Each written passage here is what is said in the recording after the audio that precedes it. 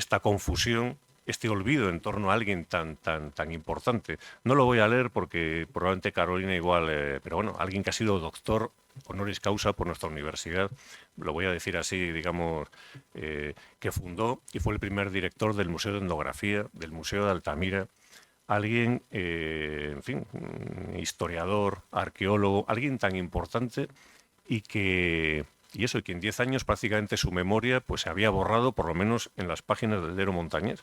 Y dijimos, no puede ser, y entonces hay que dedicar este ciclo a Joaquín. Y nos pusimos en marcha. Yo en ese momento hacía 4 meses aproximadamente que había salido presidente del Centro de Estudios Montañeses, y una de mis obsesiones pues era colaborar con otras instituciones. Y cuando hablé con Elena y con Pilar, que es fundamental en Plaza Porticada, y hablamos de este asunto, pues inmediatamente me dijeron, vamos, cuenta con Plaza Porticada sin ningún tipo de problema. Y vamos, pues Joaquín para nosotros ha sido, bueno, la familia, porque es que estamos hablando además de la familia González Echegaray. Y entonces, bueno, decidimos hacer el ciclo.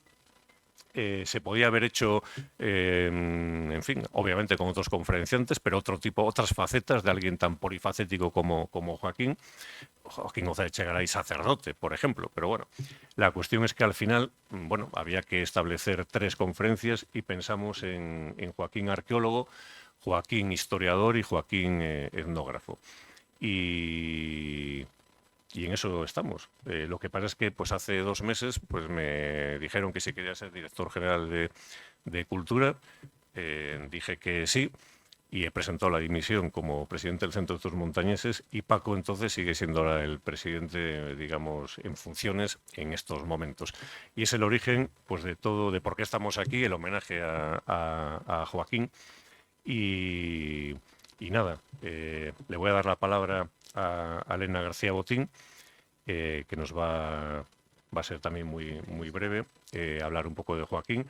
Después Paco nos dirá algo y ya le damos la palabra a Carolina, que ya, bueno, pues aquí ya en esta diapositiva queda clarísimo que es profesor de Arqueología y Antiguo Testamento de la St. Louis University, y estudiaste en Harvard, si no recuerdo mal. Y digamos que la figura de Joaquín, bueno, ahora nos lo vas a contar, pero vamos, que no te coge, digamos, que sabes algo de Joaquín como arqueólogo. Vamos a verlo así. Pues nada, Elena, muchísimas gracias.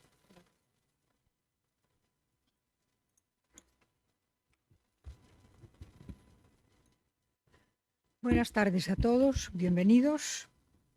Brevísimamente. Es un honor para mí, como presidenta de la Asociación Cultural Plaza Porticada, organizar este ciclo de conferencias en homenaje a Joaquín González Echegaray.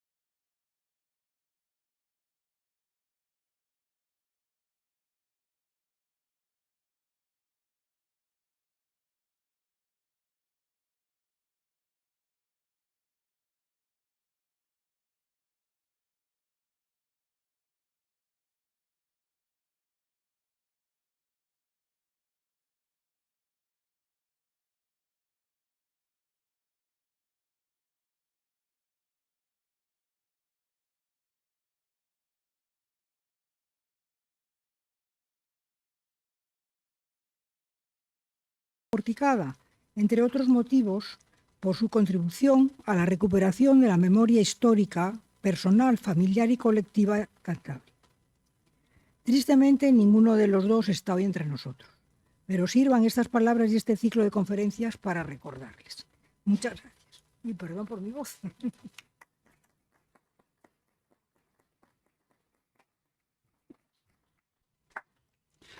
Bien, yo también muy brevemente decir pues un par de cosillas.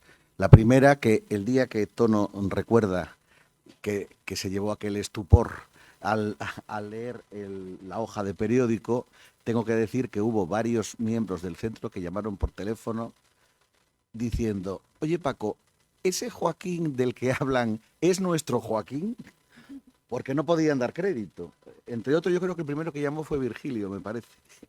Porque claro, nadie entendía aquello, nadie entendía que Joaquín González, pero bueno. eh, lo segundo que quiero decir y último que quiero decir es que los González de Echegaray han sido en el Centro de Estudios Montañeses, bueno, el Centro de Estudios Montañeses no se puede entender sin ellos, porque han sido piezas fundamentales en la vida y en el desenvolvimiento de este centro. De hecho, pues en él recibió María del Carmen la medalla que la acreditaba como académica correspondiente de la historia, por ejemplo. Joaquín, los primeros trabajos que publicó siendo un jovencillo todavía, pues ahí están en la revista Altamira de aquellos tiempos. Y después sí quiero reseñar especialmente la enorme y magnífica labor que hizo Joaquín González de Echegaray durante los 7 u 8 años que fue presidente del Centro de Estudios Montañeses. Justamente en su época de presidente fue cuando se organizaron 3 de los más importantes simposios internacionales que ha organizado el centro. Primero organizó el de Santander y el Nuevo Mundo, posteriormente organizó el de la Guerra de la Independencia y su momento histórico, y finalmente el de Población y Sociedad en la España Cantábrica. Y fueron 3 ciclos en los que participaron infinidad de académicos, historiadores, de las más diversas procedencias, y que cuajaron además después en la publicación de unos magníficos libros donde se recogen todas aquellas conferencias y las comunicaciones que muchos enviaron. Por lo tanto, Joaquín hizo una enorme labor en el centro y, por otra parte, dentro de que era una persona que estaba ocupadísima y que, claro, no aparecía de continuo, jamás dejó de tener contacto con el centro y todavía en sus últimos años varias veces nos dio la conferencia de la Junta Académica Mensual correspondiente hasta última hora, prácticamente. Por lo tanto, Joaquín, María del Carmen, que fue presencia, se puede decir, diaria en el centro durante muchísimos años, y Rafael, que aunque no podía estar tanto, fue gracias a él, el centro volvió a recuperar durante no pocos años sus primitivas instalaciones en el hoy en día desaparecido Palacio de la Diputación Provincial, y que nos ayudó muchísimo siempre, pues fueron, ya digo, figuras de gran importancia. Carlos menos porque no estaba en Santander, ni tuvo un contacto así tan habitual. Pero desde luego, tanto Rafael como Joaquín y María del Carmen pues han sido figuras que el centro recuerda, y creo que mientras el centro exista lo recordará con un enorme cariño y con una enorme gratitud. Y nada más.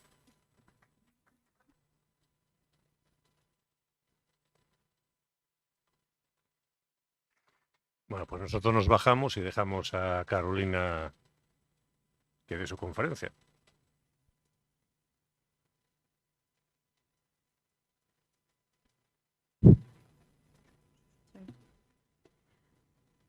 Bueno, buenas tardes.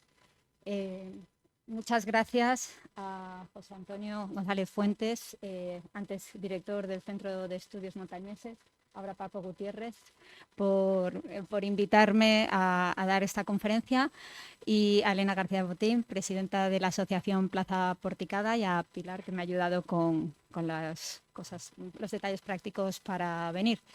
Es un honor para mí estar aquí y una alegría, primero por el motivo al que le hacemos el homenaje, ¿verdad?, a Joaquín González Echegaray, a quien conocí y admiro mucho. Y luego también porque no soy de Cantabria, pero tengo familia de Cantabria. Entonces, mi marido es de familia de Vega de Pas. Así que, bueno, pues me siento un poco en casa y me da mucha alegría poder hablar aquí de estos temas que tanto me gustan. Bien, pues Joaquín González Echegaray, como saben, fue una figura polifacética ya se ha dicho, se podrían hacer numerosas conferencias. Yo me voy a centrar en un aspecto concreto, que ni siquiera es Joaquín González Echegaray como arqueólogo en general, porque es que eso da para mucho. Yo les voy a hablar de Joaquín como arqueólogo en lo que llamamos Tierra Santa. Entonces, recordarles un poco los detalles. Bueno, saben que nació en Santander en 1930, fue un seminarista adolescente, joven, en el seminario de Montecorbán, donde frecuentaba el Museo Provincial de Prehistoria de Santander con el padre Carballo. Hizo cursos de arqueología en la Universidad de Barcelona, en el Pontificio Instituto Bíblico de Roma y en la École Biblique et Archéologique Française de Jerusalén. Y luego hizo la carrera de Filosofía y Letras en la Universidad de Deusto, donde acabó doctorándose en Historia. Joaquín fue un sacerdote culto y estudioso. Ya donde él hizo los estudios da cuenta de que tenía una formación amplia, es decir, como hemos visto, empezó aquí, luego hizo cursos de arqueología en varios sitios. Los estudios de teología los terminó en Roma, en el Instituto Gregoriano de Roma, y ahí es donde se ordenó sacerdote en 1954. Desde los años 50 ya estaba participando en excavaciones en distintos sitios, tanto en España como en Tierra Santa.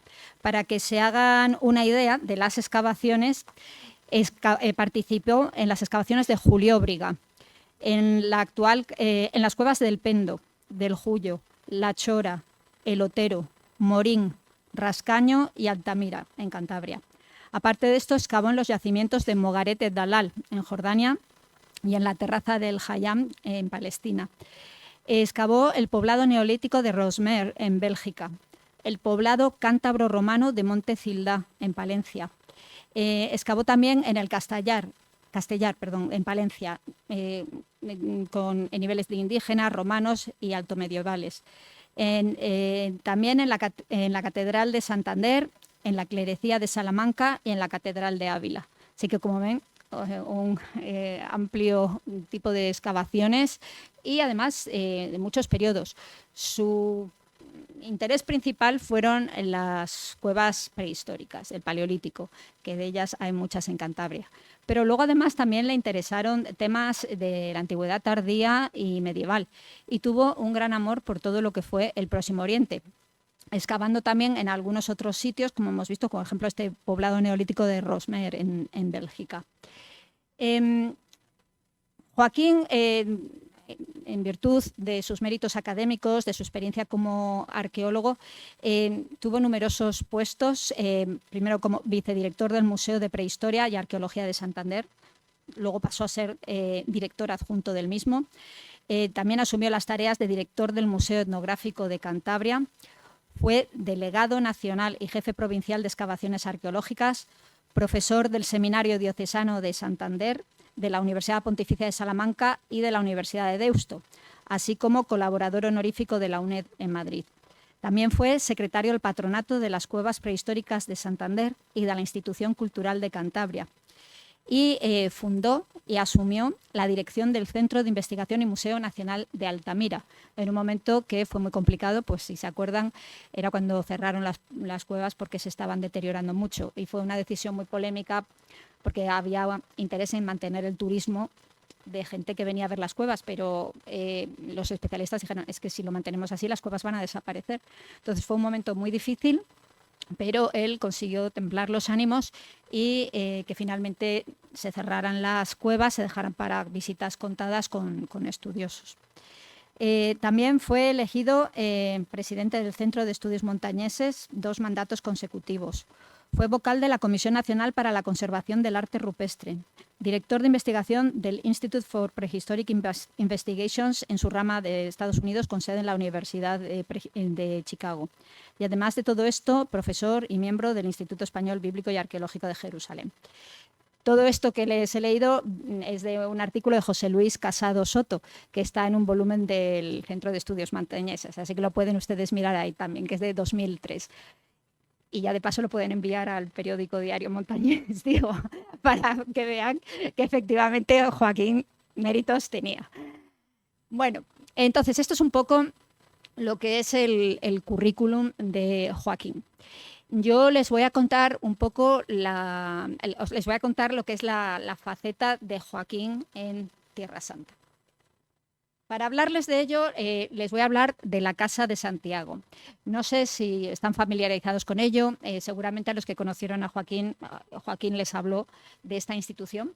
La Casa de Santiago en Jerusalén es el Instituto Español Bíblico y Arqueológico en Tierra Santa. Este instituto fue fundado en 1955 por Maximino Romero de Lema, que llegó a ser obispo auxiliar de Madrid y obispo de Ávila. Él estaba en Roma, en el Colegio Nacional Español de Montserrat allí, y pertenecía al Instituto Español de Estudios Eclesiásticos. Y vio con buenos ojos la creación de un instituto español en Tierra Santa. La arqueología en Tierra Santa tiene sus orígenes más o menos a mediados del siglo XIX, en la zona de Irak, en la zona de Siria, en algunos sitios antes, pero digamos el desarrollo fuerte empezó a mediados del siglo XIX y también en Egipto. Este tipo de arqueología estaba ligada al pasado colonial de diversos países, pues, entre ellos Francia, Reino Unido, Alemania, y España no participó de ello en sus primeros momentos. Ya avanzado el siglo XX también se incorporó a las naciones que excavaban en el Próximo Oriente tratando de entender mejor los orígenes de la civilización occidental, Estados Unidos y algunos otros países. En España había afición, pero no llegaron a darse las condiciones para que hubiera excavaciones. Lo que sí hubo fue varias personas aisladas en distintos momentos, como el abad de Montserrat y algunos otros, que hicieron colecciones de objetos de Próximo Oriente. Y había también diplomáticos que tenían gran interés en que hubiera alguna excavación española allí. Pero tenía que juntarse, por un lado, que hubiera arqueólogos españoles que pudieran llevar a cabo las excavaciones y a la vez que hubiera las condiciones diplomáticas, digamos, que impulsaran esas excavaciones. Dentro de lo que es el panorama de la arqueología de allá por gente extranjera, aparte de lo que eran las excavaciones en sí, estaban los institutos de investigación que fomentaron esas excavaciones. Se fueron creando distintos institutos y ahora les hablo de la zona que llamamos Tierra Santa, que vendría a ser lo que hoy en día son Israel, los territorios palestinos y Jordania. Se fundaron, por ejemplo, la École Biblique et Archéologique Française de Jerusalén. Este instituto, fundado a finales del siglo XIX, continúa hoy en día, fue fundado por los dominicos franceses, con el ideal de estudiar la Biblia en su lugar de origen, desde el punto de vista bíblico, con estudios modernos, académicos y también arqueológico. Luego también se fundaron el The American School of Oriental Research, que luego se llamó el Albright Institute, también la British School, también estaba el Instituto Luterano, pero España no estaba allí. Bueno, pues en los años 55, como decía, Maximino Romero de Lema impulsó un instituto español de estas características, por llamamiento del biblista Vicente Vilar Hueso, un biblista de Valencia que estaba en Jerusalén en esa época. Decía, sería bueno tener también un instituto español aquí, podríamos funcionar con la École Biblique, porque la École Biblique es instituto donde la gente podía alojarse y además daban clases de Biblia y de arqueología. Decía, bueno, pues podríamos traer a gente de España que estudie aquí, que haga sus estudios de especialización aquí sobre Biblia y arqueología. Como Maximino Romero estaba en Roma y ya tenían ahí esa tradición de llevar sobre todo sacerdotes, a Roma a especializarse en temas eclesiásticos, como que se le debieron encender los ojos y dijo, qué buena idea. Pues él impulsó que se fundara este instituto, que se dio en llamar la Casa de Santiago. A él se mandarían desde entonces hasta el día de hoy especialistas, sobre todo en estudios bíblicos, pero también en arqueología de la región y también en estudios de las lenguas locales, árabe, hebreo y semíticas antiguas, como arameo, fenicio, ugarítico y otras. Pues desde el 55 entonces estaba este instituto fundado. Joaquín González Echegaray se había ordenado sacerdote en Roma en el 54 y en Roma le pusieron en contacto con Maximino Romero de Lema, que estaba viendo este instituto español. Vale, biblistas tenían, pero arqueólogos españoles que trabajaran en la región todavía no tenían. Y un sacerdote de Santander le habló de que había un santanderino que estaba especializándose en arqueología. Entonces se conocieron y dijo, pues tienes que ir a Jerusalén. Fue a Jerusalén la primera vez en el 56 y explica cómo lo hizo en este libro, este libro se hizo para conmemorar los 50 años de la fundación del instituto en el 2015. Y en él se incluyó el trabajo póstumo de Joaquín González Echegaray, que son sus memorias de cómo fue a Tierra Santa. Es como una especie de novela de aventuras, de verdad que se la recomiendo, porque cuenta cómo la primera vez fue en barco y llegó allí y estaba sin dinero, y cómo de pronto estalló la guerra del Golfo, la guerra de Suez, respecto a la nacionalización de Suez y el ataque de franceses e ingleses. Se vio en medio del terreno de guerra, no podía salir, tuvo que pedir dinero, llegó a Beirut, cogió un barco, pero en medio de una tormenta terrible les mandaron de vuelta a Alejandría, donde estaban en guerra, porque parece que iban tropas camufladas en el barco. Bueno, se lo recomiendo porque realmente se lee con mucho interés. Aquella primera incursión a Tierra Santa no fructificó por este motivo. Al final consiguió que le prestaran el dinero y pudo regresar a España, pero quedó con la idea de volveré. Como les decía, para que hubiera ahí un instituto español bíblico y arqueológico y para que hubiera excavaciones arqueológicas se tenían que unir las dos cosas. Arqueólogos que lo pudieran hacer y diplomáticos. En el terreno diplomático, el diplomático más famoso al que se asocian estas primeras excavaciones es José Antonio Varela da Fonte, que fue embajador español en Amán.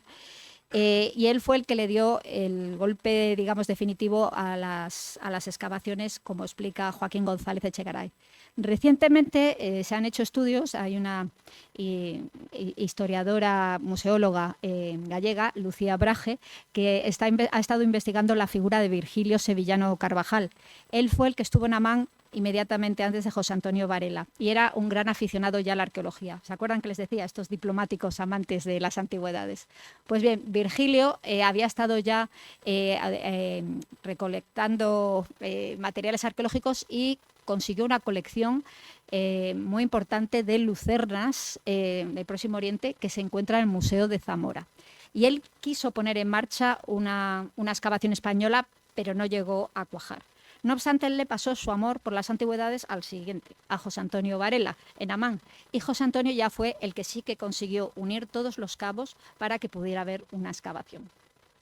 Y en esto llegó Joaquín, ya después de la primera incursión en 1956, volvió en 1960. Y esta vez se matriculó en los cursos de la École Biblique et Archéologique Française, de la Escuela de los Dominicos.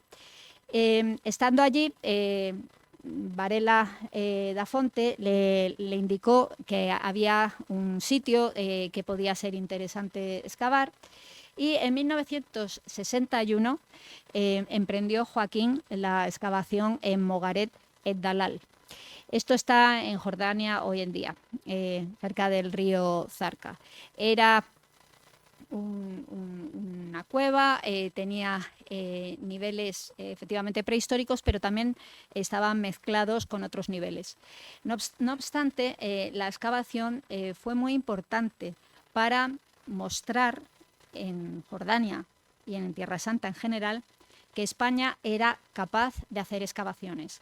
La metodología que siguió Joaquín, que estuvo trabajando ahí él solo como arqueólogo con una serie de trabajadores, la metodología que empleó fue ejemplar y lo publicó después y esto le valió el reconocimiento local de la comunidad arqueológica de allí y que vieran que efectivamente había un arqueólogo español que podía excavar allí. En el relato de Joaquín indica también todo tipo de peripecias que le pasaron, desde una plaga de langosta hasta ver al rey Hussein de Jordania haciendo carreras de coches por el aeropuerto y venir a visitarlo a su yacimiento en helicóptero, pilotado por el rey. Ya en situación de que le conocieran allí, él quiso excavar en otro sitio que ya tuviera mejores resultados. Y eso sería la terraza de El Hayam, donde excavaría en 1962. Joaquín llegó a saber de este yacimiento, porque estaba publicado, lo había excavado un francés llamado Neuil antes, con Jean Perrot, pero en concreto fue el arqueólogo prehistoriador israelí Moshe Stekelis, quien en una conversación le estuvo indicando a Joaquín que ese era su sitio soñado para excavar, porque lo que había excavado Neuil y Perrot mostraba que ahí había mucho más que se podía excavar y donde podrían mostrar la importancia de ese yacimiento para la prehistoria del lugar. Moshe Stekelis no podía llevar ya esto a cabo porque estábamos hablando del año 62. ¿Se acuerdan? El Estado de Israel se funda en 1948. A partir del 48 y hasta el 67, lo que hoy son los territorios palestinos y el este de Jerusalén quedaron bajo control jordano. Entonces, un israelí judío no podía ir a excavar esta zona. Entonces, estaba fuera de su alcance. Entonces Joaquín lo vio como un objetivo posible y que iba a ser de interés.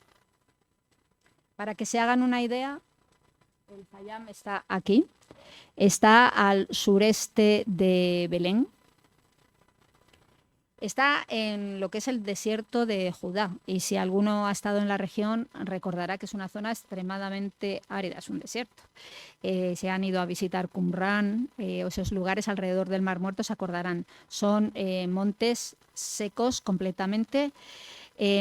Tienen wadis, que vienen a ser ramblas, pero que están sin agua la mayor parte del tiempo, menos en otoño o en invierno, cuando llueve y de pronto es una lluvia torrencial que desborda todo.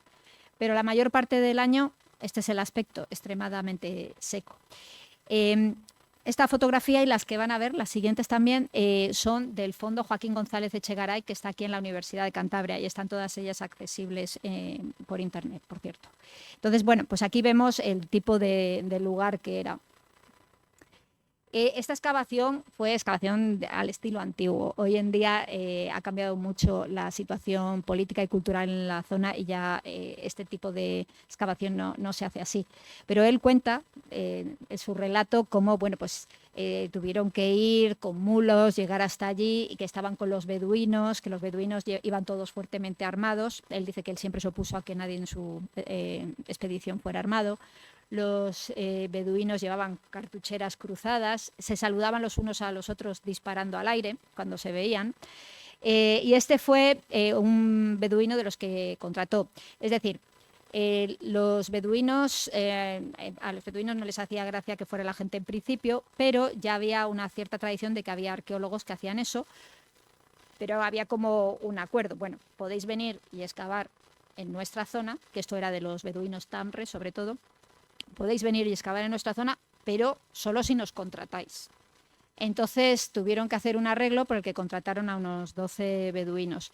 Y a uno de ellos, este señor llamado Ataya, le contrataron para traer el agua en un mulo y también como guarda de noche. El yacimiento en sí, la terraza del Hayam, aquí ven las cuevas en este valle, es el Wadi Karitun, y ven, este es el lugar donde se abrió la excavación. Ven que no hay nada de árboles ni de nada semejante. Aquí pueden ver otra vista. El desierto de Judá es muy caluroso y es un desierto donde todos los años desgraciadamente muere gente, porque las montañas no son muy impresionantes y no se ven dunas y la gente se confía. La gente se va de excursión al desierto y se desorientan. Es muy fácil desorientarse porque son montañas como muy redondeadas y la gente tiene la idea de que es mejor ir por el valle, cuando en realidad por el calor que hace es un calor muy opresivo, porque esto, si se acuerdan, si conocen la geografía de la región, si esto es el mar Mediterráneo, luego está la Sefela y luego las montañas de Judá. Jerusalén está en la parte de arriba. Y luego la orografía baja y el desierto de Judá baja por debajo del nivel del mar Mediterráneo hasta menos 400 metros bajo el nivel del mar a la orilla del Mar Muerto. Entonces, todo lo que es el desierto de Judá es una zona que no solo que no lleguen lluvias, o apenas lleguen lluvias, porque las lluvias se quedan en las montañas, sino que es que además está por debajo del nivel del mar Mediterráneo. Es una zona donde hace un calor muy, muy opresivo. Entonces, cuando la gente se mete en los valles, además, es peor, porque no corre nada de aire. Y desgraciadamente muchos se mueren. Entonces, bueno, pues todo esto para decirles que es un sitio donde realmente era muy duro trabajar. Aquí ven a Joaquín, no, se le intuye porque verse no se le ve. Y ven, él está ahora en el lado de las cuevas, justo encima de la terraza, la cueva del Hayam. Y ven aquí las tiendas donde se instalaron. Tiendas que les prestaron por mediación del cónsul el ejército jordano. Tenían 4 tiendas donde se instalaron los arqueólogos, la cocina, instalaron también como una pequeña ducha, un almacén y lo que hacía las veces de capilla. Los beduinos estaban en su propio campamento en otro lado. Esta es una foto del equipo de excavación, entre ellos los arqueólogos. Aquí ven a Joaquín González Echegaray, a Emilio Lavarri, que excavó con Joaquín en este periodo, luego les hablaré más. Y aquí ven Mercedes Mezquida, que es una arqueóloga que venía de trabajar en Turquía y que pasó también un tiempo con ellos. Y bueno, otros investigadores y pues los beduinos de esta tribu de los Taamre. Y aquí al fondo ven las tiendas donde se alojaron. Lo primero que hicieron fue tratar de limpiar el corte estratigráfico que habían hecho los franceses antes. Quiero decir, ya les dije que había habido una expedición anterior francesa y entonces quería Joaquín revisar lo que habían hecho los franceses y contrastarlo con los resultados de sus nuevas excavaciones. Entonces, para ello, vaciaron de nuevo el relleno que se había echado o que había caído sobre las excavaciones francesas. Y aquí es el corte estratigráfico cuando ya se limpiaron. Ven, todo esto son etiquetas que marcan los distintos niveles. Y aquí ven distintos trabajos ven las cuadrículas de estratigrafía en lo que era el área 1A, aquí, y el área 1B, los trabajos, así como el área 2. Este es de nuevo Emilio Olavarria, que está limpiando un hogar. Entonces, esto es otra vista de los arqueólogos trabajando, todos ellos juntos, y aquí cribando la tierra. Joaquín estima que llegó a tocar más de 100.000 objetos líticos en esta excavación. Una barbaridad.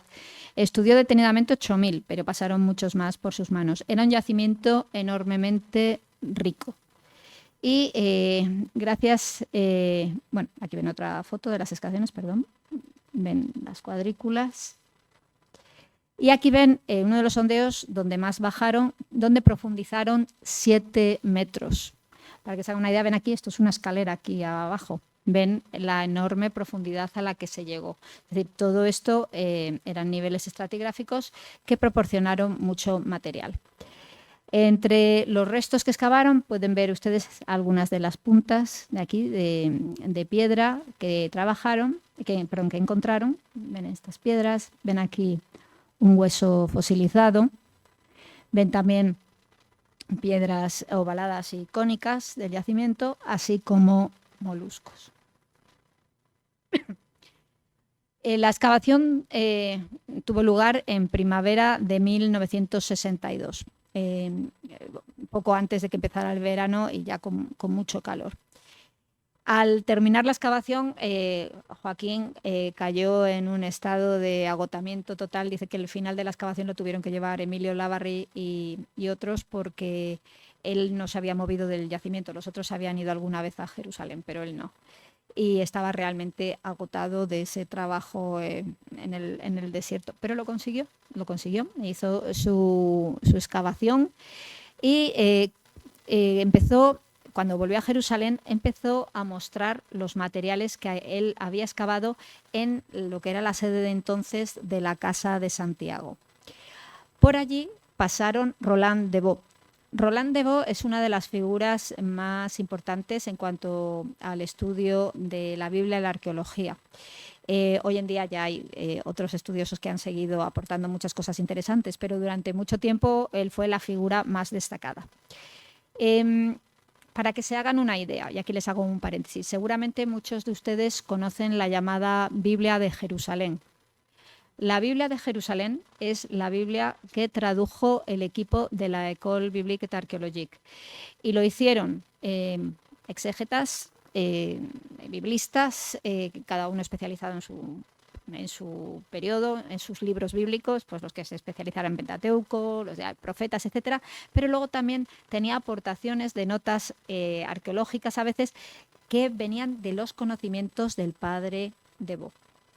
El padre de Vaux excavó, entre otros sitios, en Qumran, lo que llaman la sede comunitaria de Qumran, y excavó también en Tel el Fara Norte, en el sitio que se creía que podía haber sido la primera capital del Reino del Norte.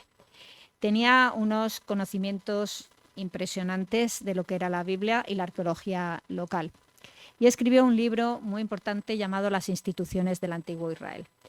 Él fue quien desde la École Biblique había animado a Joaquín a especializarse en estos periodos prehistóricos allí, y una vez Joaquín excavó el Hayam, empezó a poner todos sus materiales, bueno, todo no, como unas 8.000 piezas, que no es poco, en la sede de la Casa de Santiago, y se las enseñó a de Vaux, y de Vaux empezó a darles sus opiniones sobre ella.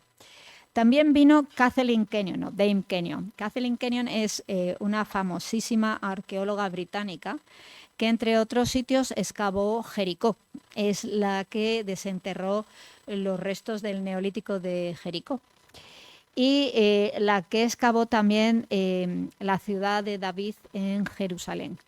Una arqueóloga muy respetada y que tenía amplios conocimientos sobre los periodos prehistóricos de la zona, paleolítico al neolítico. Tanto Roland de Vaux, aunque su interés mayor de Vaux era más bien los periodos bíblicos posteriores, pero tanto Roland de Vaux como Kathleen Kenyon, los dos se interesaron mucho por los hallazgos de Joaquín González Echegaray en el Hayam, y empezaron a darle su opinión y empezaron también a comentarlos con otros investigadores, de modo que tuvieron numerosos estudiosos que vinieron al Instituto Español a discutir con Joaquín y con Emilio Olavarri estos hallazgos que habían hecho. Y así España puso su primera excavación arqueológica científica en la región. La primera en sí misma era la de Mogueret Dalal, pero esa, como les decía, no fue muy exitosa, pero no por el método, sino porque el yacimiento tenía niveles mezclados. Sin embargo, el Hayam fue un yacimiento de enorme interés porque tenía una secuencia muy larga de periodos prehistóricos y, en virtud de lo que encontraron, pudieron refinar no solo las excavaciones antiguas, sino la cronología de los periodos prehistóricos en esa zona. De especial interés fue el hallazgo, el hallazgo de lo que llamaban las puntas del Hayam, que son este tipo de puntas que se encontraron luego en más sitios. En todos estos sitios que tienen aquí señalados en el mapa se han encontrado estas puntas. Y por sugerencia de Kathleen Kenyon vinieron a llamarse, el periodo donde aparecían estas flechas se le llamó el Giamense, por el yacimiento del Hayam. Así que el yacimiento de Joaquín dio lugar a un periodo. Joaquín publicó al poco los hallazgos, las excavaciones, como dije, fueron en el 62, hizo 2 volúmenes, uno sobre los niveles paleolíticos, que publicó en el 64, y otro sobre los niveles mesoneolíticos y estudios de fauna, flora y de tierras, que publicó en el 66. Y como ven, los dos están publicados por la Biblioteca Prehistórica Hispana. Entonces, esto fue un enorme, rotundo éxito en la región. Joaquín después continuó excavando en otros lugares, como he dicho antes, en numerosas cuevas y otros lugares en Cantabria, en Valencia, en otros sitios, como hemos dicho. Él dice que quiso volver al Hayam, pero no se dieron de nuevo las condiciones para que volviera. Sin embargo, ese no fue el final de la arqueología en la casa, afortunadamente. Después de Joaquín y de Emilio ha habido numerosos otros arqueólogos. Vamos a decir, Joaquín fue el primero que dirigió una excavación allí, estas dos excavaciones que les he dicho, Mogaret, Dalal y el Hayam. Emilio Olavarri participó en la del Hayam, pero luego ya él fue director propiamente en la excavación de Hirbet Arair, que está en Jordania, en la bíblica Aroer, que ya es periodo bíblico, entre comillas, es de la época de la monarquía de Israel, Telmedeine, también en Jordania, y Amán. Esos fueron como los arqueólogos primeros, en los años 50, sí. Luego siguieron Florentino Díez Fernández, Juan Antonio Fernández Tresguerres y María Dolores Herrera González. Florentino, bueno, no lo dije, Joaquín, como saben, sacerdote diocesano. Emilio Olavarri también era sacerdote, era un sacerdote vasco encardinado en Oviedo, que fue profesor allí de la universidad.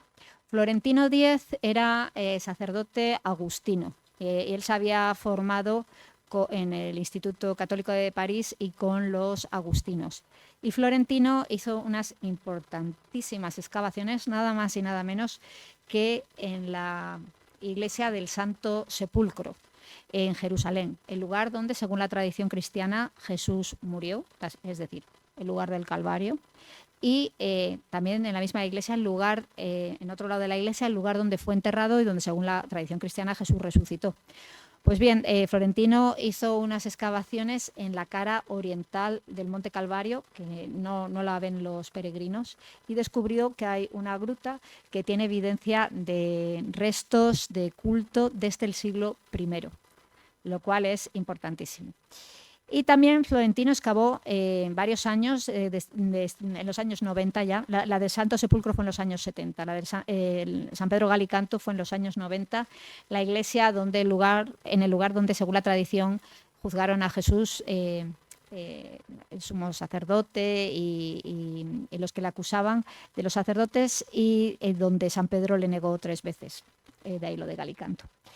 Juan Antonio Fernández Tresguerres, un sacerdote dominico que también enseñó en Oviedo, y él en los años 80 empezó la excavación de Jebel Mutawak en Jordania, una excavación del bronce antiguo donde han encontrado numerosísimos dólmenes y que continúa hasta el día de hoy. Hoy en día ha tomado el relevo, Juan Antonio falleció ya, ha tomado el relevo Juan Muñiz Álvarez, también de Oviedo.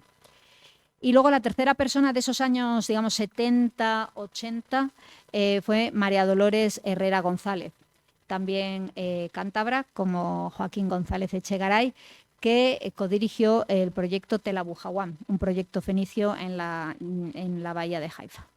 Y ya más recientemente, en los años 2000 en adelante, yo misma codirijo un proyecto allí, el proyecto Llanura Sur de Aco, ya excavaciones de Tel Reguef, y Juan Luis Montero Fenellos, de la Universidad de La Coruña, el proyecto Tel Fara. Yo trabajo en la Universidad de San Luis, es una universidad estadounidense que tiene un campus en Madrid. Entonces, bueno, con esto les he contado un poco lo que sería el panorama del trabajo de Joaquín en Tierra Santa desde un punto de vista arqueológico. Él tuvo el enorme mérito de ser el primero en condiciones muy difíciles. Hoy en día ni vamos en barco ni tenemos que ir entre armas y demás, afortunadamente. Y él nos abrió la puerta a todos los que vinimos detrás.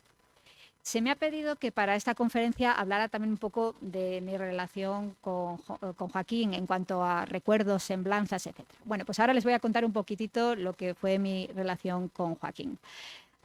Yo a Joaquín lo conocí de mayor, no tan mayor como aquí, pero no he conseguido una foto más joven. No, ni tan mayor como aquí, ni la foto de los principios. Es decir, Joaquín nació en 1930 y yo terminé mi carrera en el año 92, o sea que, bueno, pues, después de que terminara mi carrera. Yo le conocí en la Casa de Santiago, yo empecé a ir allí como estudiante de la Universidad Complutense. En esos días la Universidad Complutense tenía un proyecto de excavación en el yacimiento de Tel Hatzor y diversas personas que yo conocía en Madrid y en Salamanca me dijeron, pues tienes que ir a conocer la Casa de Santiago, y a Florentino Díez, que estaba excavando en esos momentos. Y bueno, pues fui por la Casa de Santiago y en distintas instancias, la verdad es que no recuerdo exactamente cuándo, pero yo empecé a ir desde el año 1992 todos los veranos, y en algún momento conocí a Joaquín González Echegaray. Yo lo conocía por sus libros, y esa es la primera faceta que quiero resaltar de Joaquín. Joaquín impresiona primero por la vasta amplitud de sus conocimientos. Es de esta generación de arqueólogos o de especialistas en general que ya no se puede repetir, porque el conocimiento hoy en día es muchísimo mayor de todo. Es muy difícil encontrar una persona que pueda saber de todo. Joaquín lo mismo sabía de la prehistoria que de los cántabros, que de los beatos, que también era capaz de hablar con soltura de textos bíblicos. Es una cosa muy difícil de hacer. Sabía de todo.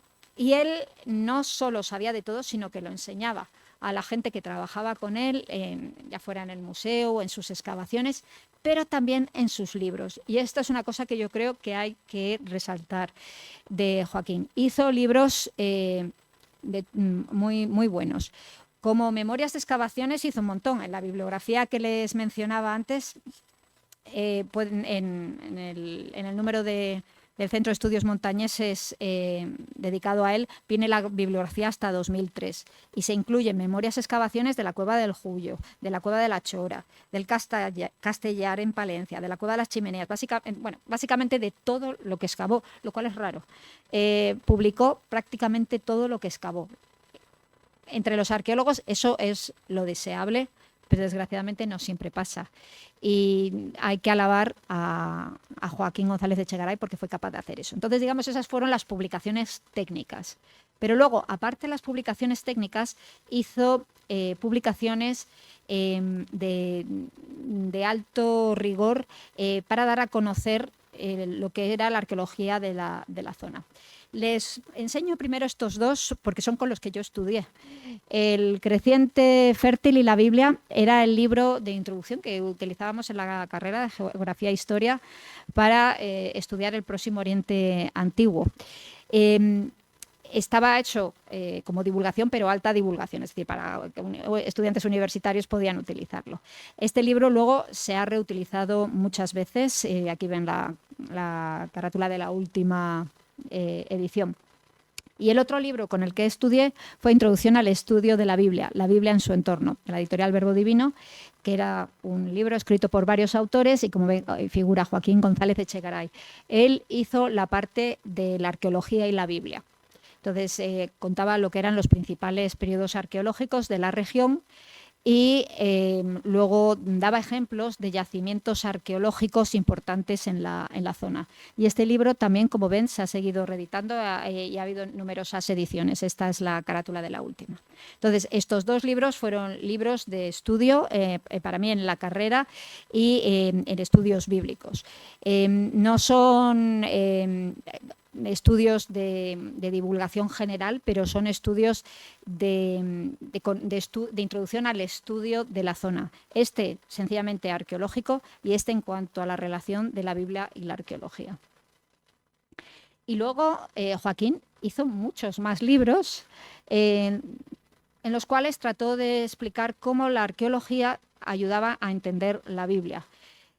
Arqueología y Evangelios, Jesús en Galilea, aproximación desde la arqueología, Pisando tus umbrales, Jerusalén, la Biblia desde la arqueología, los Herodes, una dinastía real de los tiempos de Jesús, y los Hechos de los Apóstoles y el mundo romano. Entonces, bueno, pues a lo mejor si están más habituados de a hablar de Joaquín respecto a las cuevas de Cantabria, les puede sorprender esto. Es realmente sorprendente que tuviera la capacidad de hacer ambas cosas, pero la tenía. Y lo hacía muy bien. Todos los que nos hemos introducido en la arqueología de la región lo hemos hecho con volúmenes de Joaquín. Estos ya son posteriores a cuando yo estudié, son de los años 2000, etcétera, pero siguen siendo volúmenes magníficos para acercarse al mundo bíblico a través de la arqueología. Esa sería la primera faceta que resaltaría de Joaquín como yo lo conocí, como profesor, maestro divulgador. Segundo, como enlace entre arqueólogos. Yo tenía una beca en el CSIC al acabar la carrera para introducirme en el mundo de la investigación, las llamaban las becas bicicleta, y yo me estaba estudiando todo el volumen, este rojo que les he enseñado, de Introducción al Mundo Bíblico, y yo quería especializarme en los fenicios, en la zona de Israel, cuando leo en lo que había escrito Joaquín que había un arqueólogo, M.D. Herrera, que había excavado en un sitio fenicio llamado Tel Abu-Hawan. Fenicios, y están en la zona. Y digo, ¿quién será este M.D. Herrera? Entonces pregunté a gente que yo conocía, que estaban en el libro, porque a Joaquín lo conocía de haberlo visto alguna vez, pero no lo conocía tanto. Me dijeron, pregúntale directamente a Joaquín, que él te dirá. Bueno, pues le pregunté a Joaquín y me dijo, pues claro que lo conozco. Dice, pero no es un arqueólogo, es una arqueóloga. Se llama María Dolores Herrera. María Dolores Herrera fue la primera española que excavó en la región. Y era de Santander. María Dolores hizo su tesis doctoral en la Universidad de Cantabria, revisando las excavaciones que un arqueólogo británico, Hamilton, había hecho en este yacimiento de Tel Abu-Hawan. Y luego, a raíz de su trabajo de tesis, hizo, junto con una arqueóloga francesa llamada Jacqueline Valency y otra israelí, Michal Archi, hicieron unas excavaciones en los años 85 y 86 en el mismo yacimiento. Bueno, pues resultó que dijo, bueno, ¿y cómo puedo hablar con esta mujer? Porque vivía en Santander. Y dice, pues mira, te voy a dar su teléfono porque ella vive en Japón ahora y te voy a dar su teléfono de su familia a ver si consigues hablar con ella. Bueno, pues llamé a su familia y me dijo, sí, pues es que resulta que viene ahora de Japón y va a pasar por Madrid. Dice, así que habla con ella. Digo, bueno, fantástico. Quedé con María Dolores Herrera, que fue amabilísima y generosísima, y me dijo, mira, yo ya no me ocupo de la arqueología, he terminado mi tesis doctoral y ahora yo estoy en otra cosa. Ella era misionera neocatecumenal. Y dice, yo ya no me dedico a esto, pero me alegra mucho que tú quieras continuar. Toma. Me regaló su tesis doctoral, que la había publicado en Microfichas, 3-4 libros que ella tenía, y me dijo, contacta con Jacqueline Valency, que era la arqueóloga con la que ella había trabajado. Entonces lo hice. Y para hacérselo breve, terminé haciendo mi tesina sobre los restos de Tel Abu-Hawan que habían excavado ella y Jacqueline y Michal Archi. Y a partir de ahí pedí una beca para ir a Israel para hacer estudios de profundización y era para la Universidad Hebrea, pero luego también pude estar en la École Biblique. Y ya eso empezó a hacer rodar la bola y de ahí seguí hacia mi especialización. Así que no se lo podré agradecer nunca lo bastante porque gracias a Joaquín pude conocer a Lola Herrera y gracias a ella Jacqueline Valency y todo lo que vino después. Entonces estas son unas imágenes de Tel Abu-Hawan para que vean. El yacimiento está situado al pie del Monte Carmelo, que es en la zona industrial de Haifa. Y en la antigüedad era una isla en la desembocadura del río Kishon hacia el mar. Bueno, estas son imágenes de la excavación, de las cuadrículas que se hicieron en los años 80 y de diversos restos que se encontraron. Y luego una cosa más que relaciono yo con Joaquín González Echegaray es que fue promotor de las generaciones más jóvenes, incluyéndome a mí. Cuando yo ya había hecho la tesina, yo ya les digo que iba los veranos a Jerusalén. Yo estaba excavando en Tel Hatzor y estaba haciendo varias cosas por ahí, trabajando, investigando sobre Tel Abu-Hawan. Y en esto que yo empecé a pensar, digo, bueno, yo creo que debería ir a Estados Unidos para especializarme, porque en España no existía la carrera de Arqueología del Próximo Oriente, de la zona bíblica.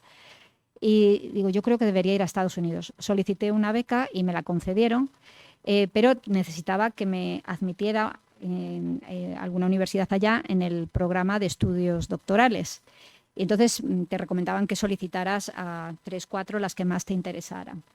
Y ya habiéndome concedido la beca, estaba yo ahí en Jerusalén hablando con compañeros de la Casa de Santiago, y en eso vino Joaquín, estuvo por ahí unos días y me preguntó, hey, ¿vas a ir a hacer tu doctorado allí? Oye, pues qué bien, enhorabuena, me alegro mucho. Y dice, ¿y dónde estás, a dónde estás solicitando? Bueno, pues a estas universidades, entre ellas estaba la de Harvard, la de Chicago.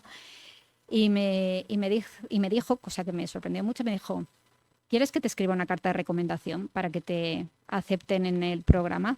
Claro, teníamos que llevar cartas de recomendación, era una de las partes del proceso. Aparte de tu solicitud, tenías que venir respaldados con cartas de recomendación. Y yo ya había pedido las cartas de recomendación a profesores míos de la Complutense, porque Joaquín nunca fue profesor mío directo. Yo había pedido a gente con la que yo había trabajado en Madrid. Pero me quedé como diciendo, madre mía, este arqueólogo tan importante, y digo, pero bueno, muchas gracias, digo, pero no sé, digo, es que es gente de Chicago, yo pensaba que a lo mejor no los conocía y tal. Y me dice, yo trabajo con la Universidad de Chicago. Él tenía un proyecto conjunto con Leslie Gordon Freeman, con quien excavó en numerosas excavaciones de cuevas en Cantabria. Y era el director Joaquín era el director del Instituto de Investigaciones Prehistóricas, que estaba asociado a la Universidad de Chicago. Y dice, pues si quieres te hago la carta. Digo, bueno, pues muchas gracias. Entonces, en eso quedamos. La verdad es que no sé al final si me la escribió solo para un sitio, me la escribió para varios. Pero desde luego para algún sitio sí que lo escribió. Yo creo que la debió de escribir al final para todos los sitios donde solicité, y tuve la buena fortuna que me aceptaron en todos los que solicité. Y al final no fui a Chicago, pero fui a otra, pero la de Chicago también era mi número 2 en la lista. Era donde hubiera ido si no me hubieran aceptado en la otra, y era un destino fabuloso.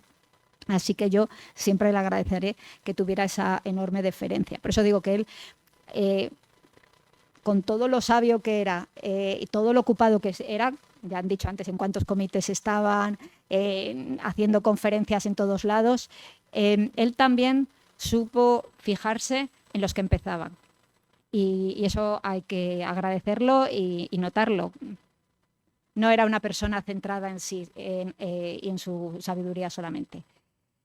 Terminé mi doctorado en Estados Unidos y yo hoy en día dirijo mi propio proyecto. Y solo para enseñarles algunas imágenes, como arqueóloga española que ha continuado la tradición que empezó Joaquín, decirles, yo he prospectado esta zona.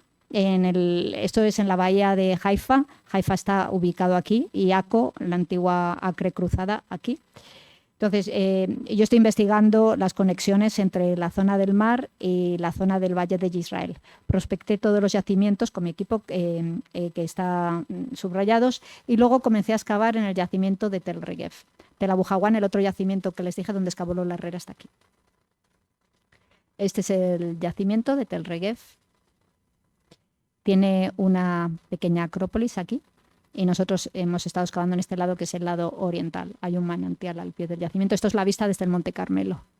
Bueno, aquí alguna imagen de la excavación cuando empezamos, en 2013, que ya teníamos bastante abierto, y el 2014 fue la última campaña grande. Luego hicimos una del 18, pero más pequeñita. Y tenemos restos otomanos, del periodo persa, del periodo del Hierro, y abundantísimo material fenicio. Entre ellos jarros fenicios de tipo bícromo, que serían los del momento justo anterior a cuando los fenicios aparecen en el sur de España. Si alguno tiene conocimientos de la arqueología fenicia en España, en el siglo VIII a.C. hay una explosión de fenicios en la zona de Málaga y los alrededores. Pues esto es el momento justo anterior, con lo cual va a ser muy interesante para estudiar la expansión de los fenicios hacia Occidente. Aquí ven una figurita que nos ha salido, no sabemos si una posible Astarte, y una moneda, un siclo, shekel, es un cuarto de siclo, de la ciudad de Tiro, hecha de plata.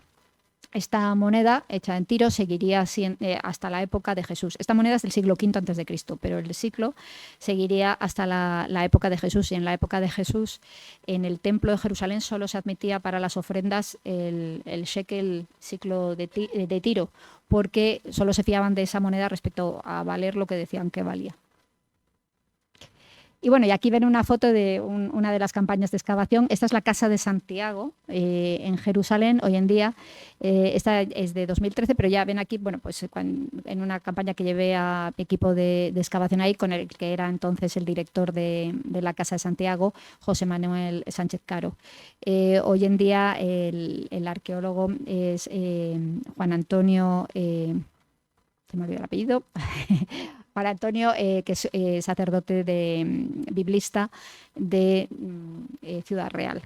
Y bueno, y sigue la tradición de las excavaciones españolas y esperemos que por mucho tiempo. Entonces, el legado de Joaquín está claro como arqueólogo en Tierra Santa respecto al impresionante conocimiento que aportó en relación a su yacimiento del Hayam y su relevancia para los periodos prehistóricos en cuanto a profesor y divulgador de la relación entre la Biblia y la arqueología, y luego, bueno, pues eso, al enlazar a distintos arqueólogos y promover a las generaciones más jóvenes. Y por eso yo siempre le estaré agradecida a Joaquín. Y vayan estas palabras como homenaje a su memoria. Muchas gracias.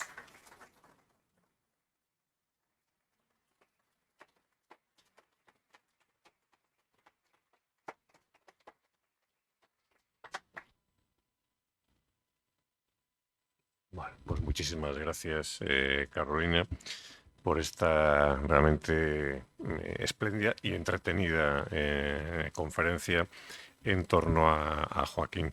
Habrá ahora un turno de palabras, no sé si alguien quiere hacerle alguna pregunta. A mí lo que me parece realmente sugerente, y lo has explicado muy bien, es esa sensación, ¿no? Esa realidad de que la ciencia en realidad es una carrera donde se va pasando el testigo una generación a otra. Una generación llega hasta aquí y a la siguiente generación le entrega el testigo y así avanza la ciencia, avanza la historia. Y realmente me ha parecido, pues en ese sentido, una conferencia hermosísima. Y has hablado de ese Joaquín, ese sacerdote, en fin, con alguna habilidad de historiador que estaba por aquí. Pues realmente alguien importantísimo. Y solo has hablado del Joaquín arqueólogo, digamos, en Tierra Santa. Bueno, pues eso. No sé si se habrá ahora un turno de palabras. Si alguien quiere hacerle alguna pregunta a Carolina. Sí.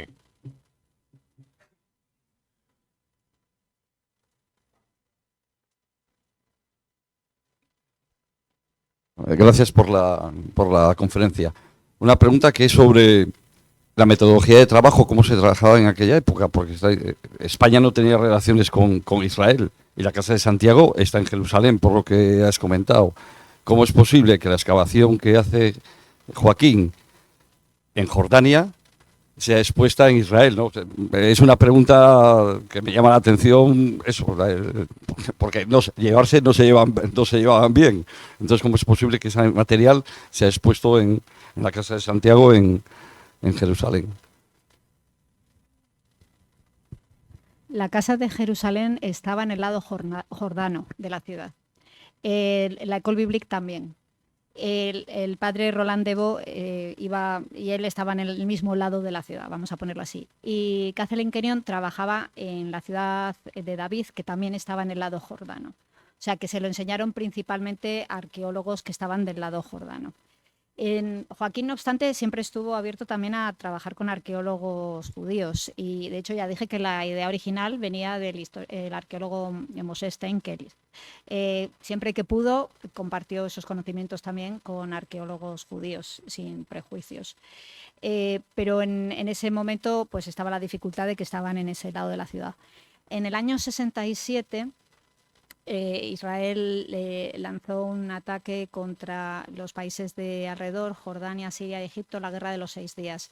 Israel venció en 6 días y Israel ocupó los territorios palestinos, incluyendo Jerusalén Este, que lo tenían los jordanos. Es decir, echó a los jordanos de esa zona y pasó a controlarlo Israel.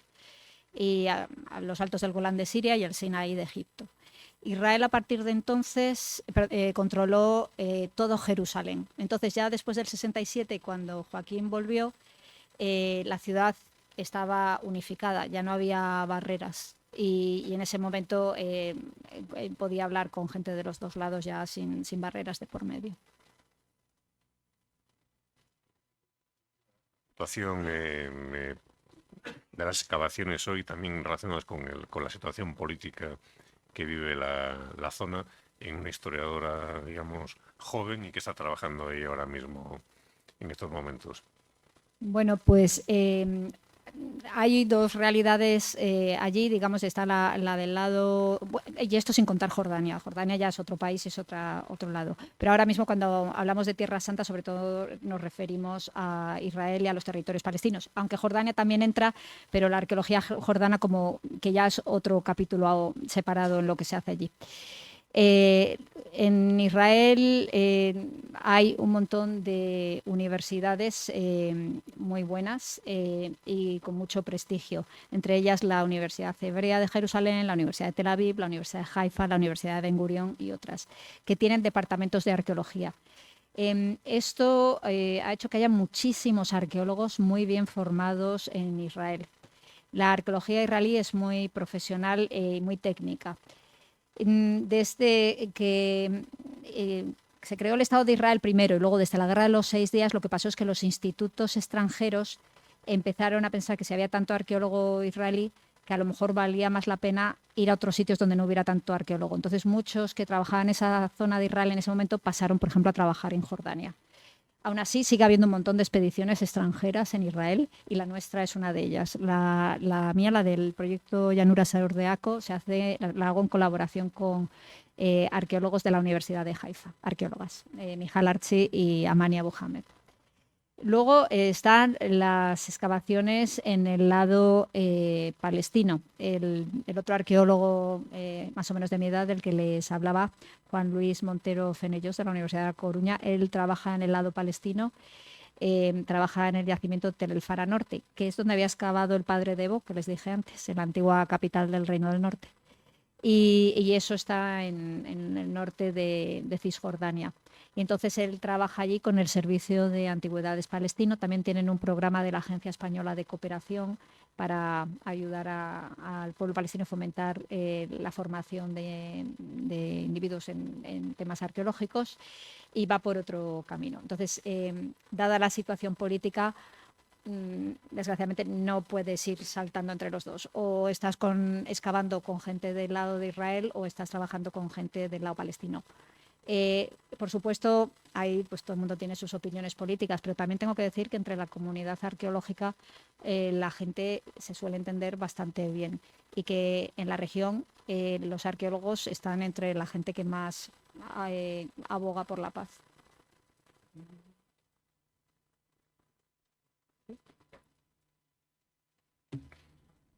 Por la mano.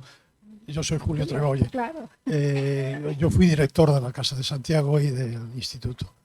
Y bueno, se ha dicho eso de la dificultad de comunicación entre israelíes y palestinos. Yo fui testigo de cómo cuando Joaquín llegaba a la Casa de Santiago, a los pocos días se enteraban en la Universidad Hebrea y le invitaban a comer. Y iba a comer y a discutir de lo suyo, ¿no? Esto mismo que acabas de decir, él era capaz, hubo momentos en que eso de colaborar entre arqueólogos de un lado y del otro era absolutamente imposible. Él, siempre que iba, lograba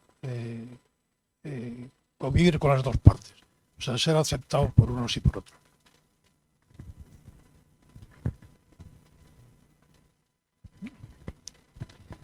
El Instituto Bíblico y Arqueológico de Jerusalén tiene alguna relación con Cistierna en un ambiente excepcional que he conocido estos últimos años allí en torno a estudios orientalistas. Que yo sepa, no. No me consta. No.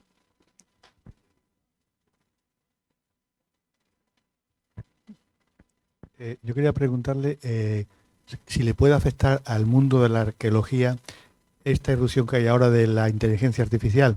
Por ejemplo, en traducir tablas sumerias o babilónicas, o por ejemplo, dice que está sin descifrar el idioma maya. ¿A este mundo le puede afectar la inteligencia artificial para algo, para bien, para mal o para nada? Sí, sí que puede en cuanto a... Yo diría más bien, no conozco demasiado el tema, conozco seguramente un poco más quizá de la media aquí, pero tampoco mucho más. Pero la inteligencia artificial de momento lo que está afectando mucho es a la producción de textos, es decir, a escribir cosas que parecen que están hechas por una persona, pero las está haciendo una máquina. No llega todavía a escribir, por lo que tengo entendido, no llega a ser capaces de escribir textos como profesores universitarios, pero sí llega a escribirlos como alumnos de carrera y eso hace muy difícil corregirlos. Pero respecto a lo que me pregunta, a la arqueología, pues todo se andará. Yo lo que sé es que ahora mismo lo que sí que es un problema son las falsificaciones, pero llevan siéndolo ya un tiempo y esas sí que afectan mucho a la arqueología.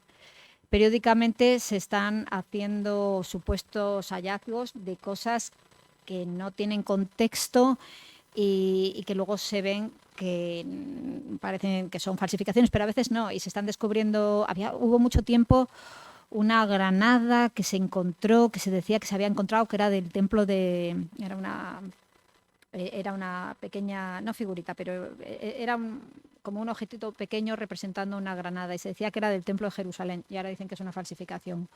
Hubo un sello que decían que sí era de Baruch, el escriba de Jeremías, y ahora dicen que es una falsificación. Hace unos años saltó que si decían que se había encontrado un osario que era de Santiago, hermano de Jesús, hijo de José. Y luego se vio que era un Santiago, hijo de José, pero que lo de hermano de Jesús era una falsificación moderna. Y en esa época había muchos Santiagos y había muchos Josés. Entonces, es un problema. Y el principal problema es cuando no vienen de contextos arqueológicos, que es lo que suele pasar con estos hallazgos revolucionarios.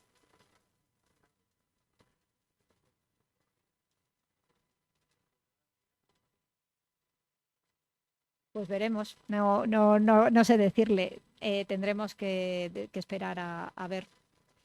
Lo bueno que tienen, no la inteligencia artificial solo, pero las bases de datos es que son capaces de almacenar numerosos datos que realmente las cabezas no nos dan para tanto. Puede ser que lleguen ordenadores a descifrar lenguas, pero creo que todavía no han llegado allí, para las que no están descifradas.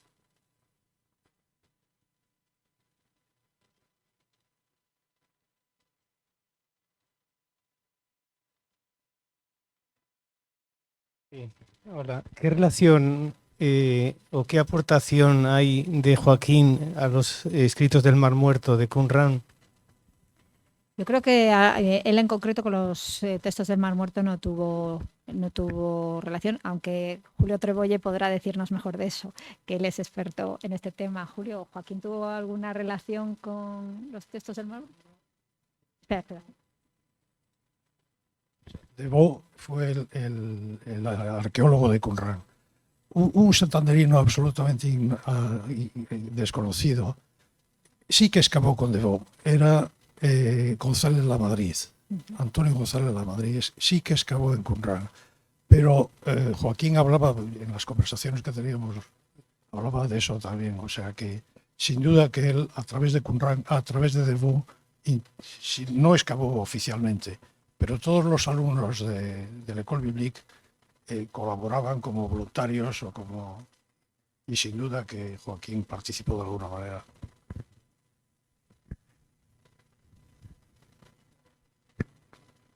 Pues yo creo que ya son las 9 menos 10. Simplemente agradecerles a todos ustedes su presencia hoy aquí. Decirles que el próximo martes, el día 10 de octubre, tendrá lugar la siguiente sesión de este ciclo dedicado en homenaje a Joaquín González Echegaray en los 10 años de su desaparición, que será Eloy Gómez Pellón, que es el catedrático de antropología de nuestra universidad, y hablará de Joaquín González Echegaray en perspectiva antropológica. Están todos ustedes invitados el próximo martes. Simplemente dar las gracias al Ateneo, a Elena García Botín, presidenta de la Asociación Cultural Plaza Porticada, a Paco, presidente en funciones del Centro de Estudios Montañeses, y a ti, Carolina, pues en fin, qué decirte, que muchísimas gracias.